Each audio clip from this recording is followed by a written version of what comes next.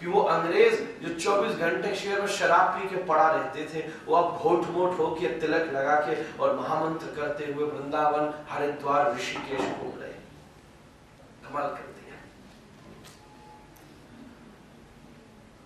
उन प्रभुपाद ने एक बार किताब लिखी, गीता के ऊपर कमेंट्री और कुछ ग्रंथ लिखे। बंगाल में बैठे थे, उनकी भी पत्नी बड़ी भयंकर थी।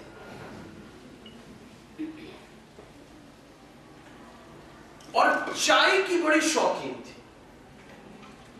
चाय की बहुत ज्यादा शौकीन थी। भारत में ज्यादातर आपको बड़ी चाय की, बड़ी बुरी बात आ गई, तो खुद भी हूं, पर चाय के बड़े शौकीन है। सुबह सुबह उठ के न भगवान को प्रणाम, न माता पिता को प्रणाम, नमो देभ्यो चा देभ्यो तपेली गर्भ सब।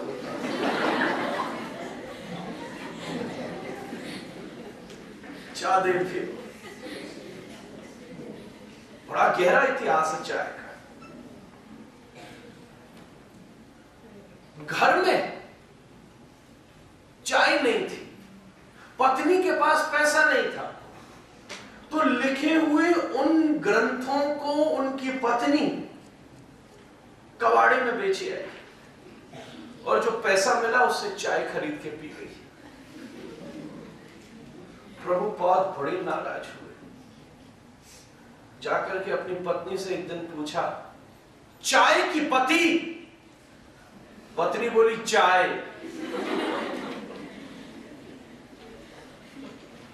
वो सन्यास लेके चल दिए। ऐसी टीस मची, ऐसी टीस मची, ऐसे चल दिए। 3 हार्ट अटैक आए थे। समुद्र की यात्रा से अमेरिका गए थे, 3 महीने लगे और 3 हार्ट अटैक समुद्री यात्रा में आए थे।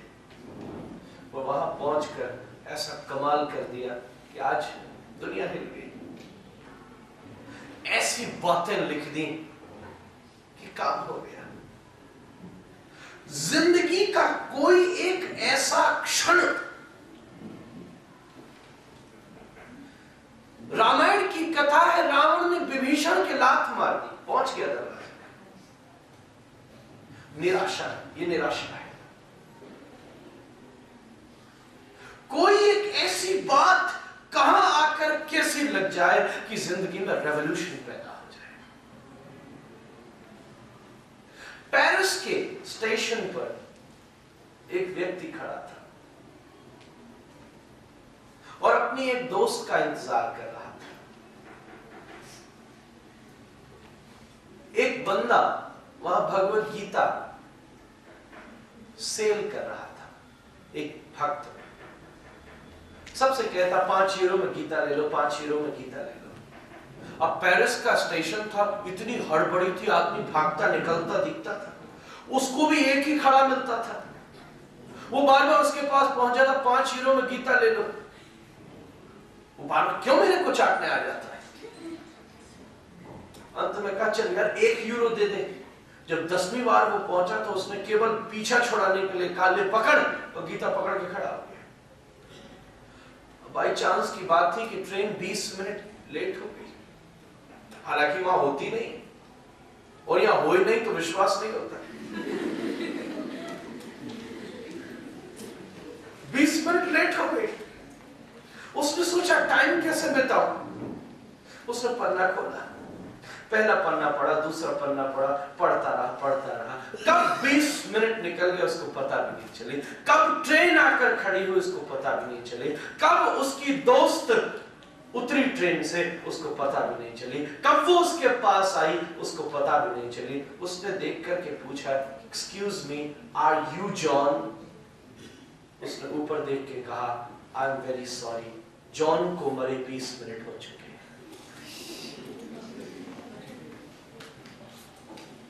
वो 20 मिनट पहले बढ़ चुका। एक शब्द था जो कहां से कहां घुस गया, रेवोल्यूशन कर दिया। मैं जानता हूं उस व्यक्ति को पर्सनली, इस समय स्विट्जरलैंड में रहता है, बड़ा प्रचार करता है। कुछ भी करना हो, पहले नंबर की बात है, आशाएं होनी चाहिए। आशा नहीं है, ऐसे मजे मजे में जी रहे हो, तो दूसरे नंबर की बात है, निराशा होनी चाहिए। कोई न कोई आके किसी न किसी दिन ऐसी चोट लग जाएगी कि अपने आप उदय हो जाएगा प्यास का, अपने आप मन लग जाएगा पढ़ाई में। इसलिए आशाएं जगाई जाती हैं, निराशाएं जगाई जाती हैं। पहले समय बचपन में पढ़ते थे तो पिताजी कहते थे अच्छे नंबर लाएगा तो गाड़ी दिलाऊंगा, मिल जाएगी, पढ़ लिए। एक तरफ या तो आशा आपको स्ट्रेंथन कर सकती है, या जिंदगी में खड़ी हुई निराशा आपको स्ट्रेंथन कर सकती है, और तीसरी और गजब की चीज है, शास्त्र ने लिखा पिपासा। पिपासा का मतलब प्यास है।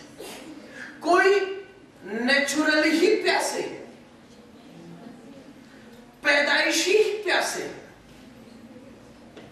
बचपन से ही प्यासे।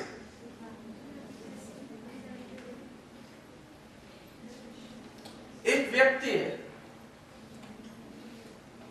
रवि गुप्ता, इस समय अमेरिका में रहता है। मैं मिला था जब ऑक्सफोर्ड में था, ऑक्सफोर्ड यूनिवर्सिटी में वो पढ़ा, मैं भी 6 महीने था वहां, मेरा उससे मिलना हुआ। वो ऐसा गजब का व्यक्ति है, उसने 18 साल की उम्र में पीएचडी कर ली। इस समय अमेरिका में रहता है। 18-year-old मैन पीएचडी है।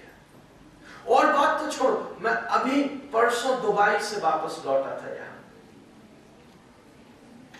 और से एक दिन पहले जिसके घर में रुका था उनसे बातचीत कर रहा था। वो उसके पिता जयपुर में ही रहते हैं। ऐसी बातचीत छिड़ी तो बताया उसका पिता 80 साल का है और अभी भी एग्जाम दे रहा है। He got 25 degrees.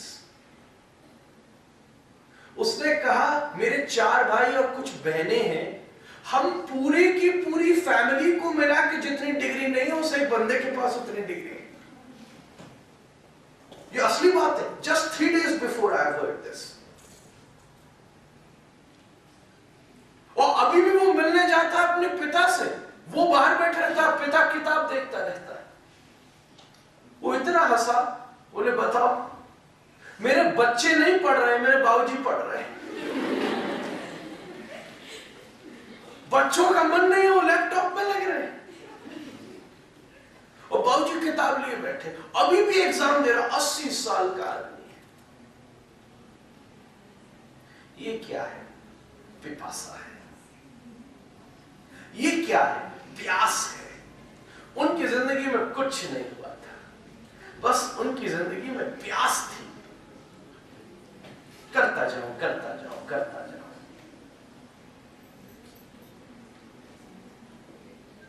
मनुस्मृति ने बड़ा सुंदर श्लोक कहा, दुनिया में 2 एडिक्शन सबसे अच्छे होते हैं, या तो व्यसनानि बहु सन्ति व्यसन केवल द्वयम, विद्या अध्ययनम व्यसनम अथवा हरिपाद से। 2 ही व्यसन सबसे अच्छे। इस दुनिया में आदमी को क्या क्या एडिक्शन है उसका पता भी नहीं। इतने एडिक्शन पाल रखे हैं, मालूम ही नहीं है। दुनिया चिल्ला रही है, रिपीटेड होते हैं, हर शाम पहुंच के एक ना एक चढ़ा लेते हैं। नाली में गिरे पड़े, सूर्य चाट रही है, सोच रहे उर्वशी सेवा करने आ गए। देव पूछ रहे हैं, पत्नी से जाके पूछा आर यू माई वाइफ? उसने एक थप्पड़ दिया कि बोले हाँ तू ही हो सकती है। काय के एडिक्शन है, आप देखो तो सही। कितने लोग हैं सुबह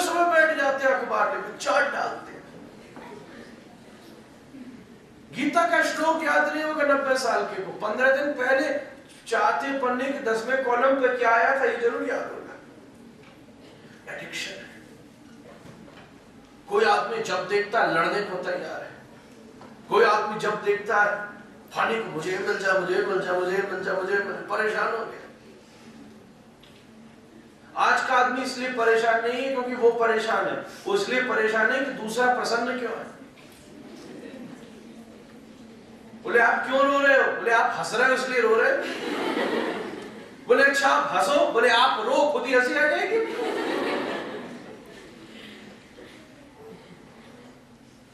काय की एडिक्शन पाले। एक है फोन पे लगा हुआ है, 24 घंटा लगे यार, चाट डाला जो किस किस को, अब तो न जाने क्या क्या है। फेसबुक, मैंने कहा ये फेसबुक ही है, लेग बुक भी आने वाली है। हैंडबुक, मैंने हैंडबुक थी और फेसबुक है, हर आदमी मिलेगा। अभी मैंने सुना कुछ दिन पहले 2 जने मिल गए फेसबुक पे, मुझसे पूछते रहते are you on Facebook? Yes I do.